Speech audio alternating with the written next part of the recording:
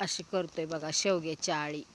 असं असं कचरा काढलाय, अशा आळी करून परत मग फुलं लागली ती बघा. एवढी शेवग्याला थंडीने शेवगा गेला होता सगळा, थंडी लई होती त्याच्यामुळं सगळा ही झालता. आता फुलं लागली ती बघा अशी.